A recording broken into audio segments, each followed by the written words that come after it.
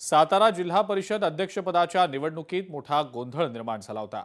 पालकमंत्री शंभूराज देसाई आणि कॅबिनेट मंत्री मकरंद पाटील यांना आपापल्या सदस्यांना सभागृहात नेण्यासाठी पोलीस आणि प्रशासनाशी झुंज द्यावी लागली होती आणि या धक्काबुक्कीमध्ये मंत्री शंभूराज देसाई जखमी झाले तर मकरंद पाटील यांना 20 ते 25 पोलिसांनी घेरल्याची घटना घडली होती।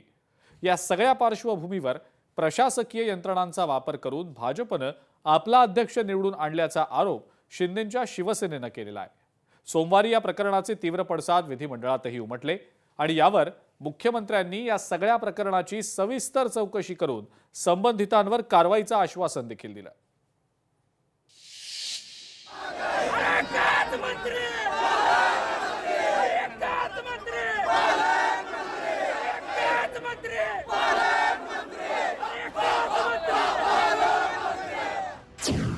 सातारा जिल्हा परिषदेतील गोंधळाचे सभागृहात पडसाद।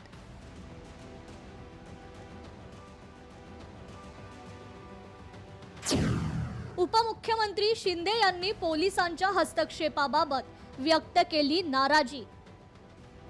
मतदानापासून वंचित ठेवणं हे आतापर्यंत इतिहासामध्ये पहिल्यांदा आहे। मुख्यमंत्री फडणवीसांनी दिले संबंधित प्रकरणाची चौकशी करण्याचे आश्वासन।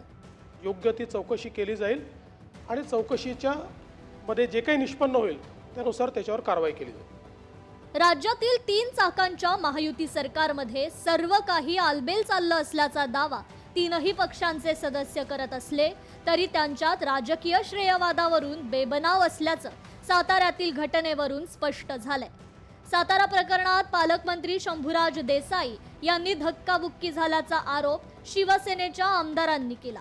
याच्या निषेधार्थ शिवसेनेच्या आमदारांनी विधान भवनाच्या पायऱ्यांवर आंदोलन करत निषेध नोंदवलाय।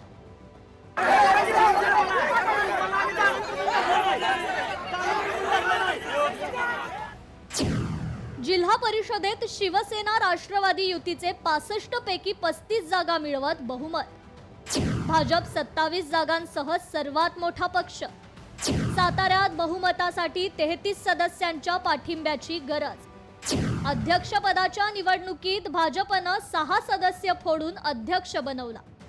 भाजपनं शिवसेनेचे 2, राष्ट्रवादीचे 3 सदस्य आणि एका अपक्षाची मदत घेतली। अन्य 2 सदस्यांना पोलिसांनी मतदानापासून रोखल्याचा शिवसेनेचा आरोप। मतदानावेळी मंत्री आणि पोलीस अधिकारी यांच्यात शाब्दिक चकमक।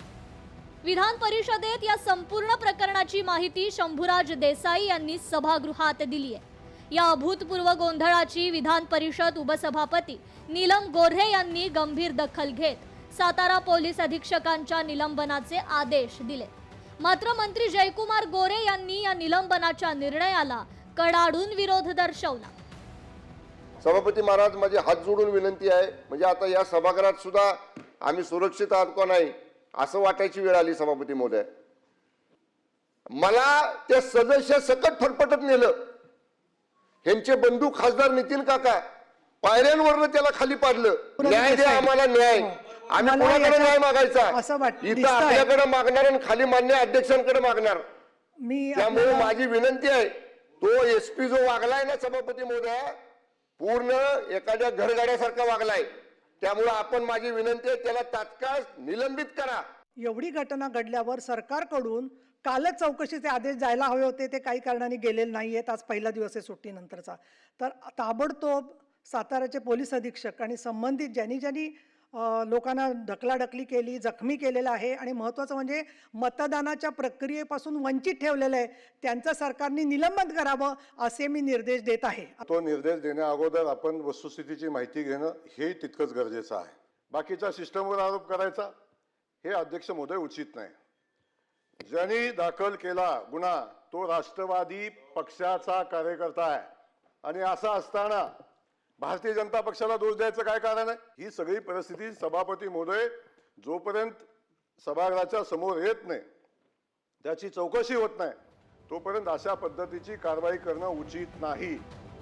विधान परिषदेत यावर उपसभापतींनी निर्देश दिल्यानंतर हा मुद्दा विधानसभेत उपस्थित झाला। त्यावर उपमुख्यमंत्री एकनाथ शिंदे यांनी झाल्या प्रकाराची माहिती सभागृहाला दिली। आरोपीप्रमाणे पोलिसांनी मंत्र्यांना वागणूक देणं, सदस्यांना मतदानापासून वंचित ठेवणं असे प्रकार लोकशाहीचा खून करणारे असल्याचा दावा उपमुख्यमंत्री शिंदेंनी केला. जेलमधूनही येतात मतदान करायला. तर अशा परिस्थितीमध्ये कुठल्याही परिस्थितीमध्ये मतदानापासून त्यांना आपण वंचित ठेवू नका, ठेवता येणार नाही. SP मला म्हणाले असं काही होणार नाही, त्यांना वंचित मी ठेवणार नाही. ते महाराष्ट्राच्या इतिहासामध्ये अशा प्रकारची परिस्थिती पहिल्यांदा आपण पाहिलेली आहे. कारण कुठल्याही परिस्थितीमध्ये अशा प्रकारची परिस्थिती मतदानापासून वंचित ठेवणं हे आतापर्यंत इतिहासामध्ये पहिल्यांदा आहे. सातारा प्रकरणावरून सभागृहात गोंधळाची परिस्थिती निर्माण होताच मुख्यमंत्री देवेंद्र फडणवीस यांनी या प्रकरणाची चौकशी करण्याचं आश्वासन दिलं. त्यानुसार कारवाई केली जाईल असं सांगत मुख्यमंत्र्यांनी या संपूर्ण प्रकरणावर पडदा टाकला. उपमुख्यमंत्र्यांनी जी वस्तुस्थिती सांगितलेली आहे त्या वस्तुस्थितीच्या आधारावर या संपूर्ण प्रकरणाची योग्य ती चौकशी केली जाईल आणि चौकशीच्या मध्ये जे काही निष्पन्न होईल त्यानुसार त्याच्यावर कारवाई केली जाईल. सभागृहातील वादावादीनंतर मुख्यमंत्री फडणवीसांनी महायुतीतील शिवसेना आणि भाजप या दोन्ही पक्षांच्या आमदारांची बैठक घेऊन संपूर्ण प्रकरणाची माहिती घेतली. दरम्यान जयकुमार गोरे यांनी उपसभापती गोऱ्हे यांनी दिलेले निर्देश मागे घेतले जातील असा दावा प्रसारमाध्यमांशी बोलताना केलाय. अशा पद्धतीनं कोणतीही चौकशी न करता, वस्तुस्थितीचा अहवाल न घेता अशा पद्धतीची कारवाई करणं बिलकुल उचित नाही. त्या ठिकाणाहून जी वस्तुस्थिती आहे तो रिपोर्ट आपण घेतला पाहिजे, त्याची चौकशी झाली पाहिजे, त्यानंतर कारवाई झाली पाहिजे. आम्ही झालेली कारवाई मागं घेण्याची मागणी आम्ही सभागृहामध्ये करणार आहे. सातारा प्रकरणावरून चव्हाट्यावर आलेला महायुतीतील हा वाद शमणारा नाहीये. कारण सातारा जिल्ह्याशी खुद्द उपमुख्यमंत्री एकनाथ शिंदे यांचं वेगळं नातं आहे. त्याच जिल्ह्यात शिवसेनेला धोबीपछाड मिळणं शिंदेंना मान्य नाहीये. साताऱ्यामधील वादविवादाचे पडसाद विधान भवनात उमटल्यानंतर मुख्यमंत्री फडणवीस यांनी शिंदेंच्या आमदारांवर नाराजी व्यक्त केली. सरकारमध्ये एकत्र असताना असे वादविवाद चव्हाट्यावर येणार नाहीत याची दक्षता घेण्याचं आवाहन त्यांनी शिवसेना सदस्यांना केलं. या वादामुळे भाजप आणि शिवसेनेतील छुपा संघर्ष पुन्हा एकदा डोकं वर काढू लागलाय.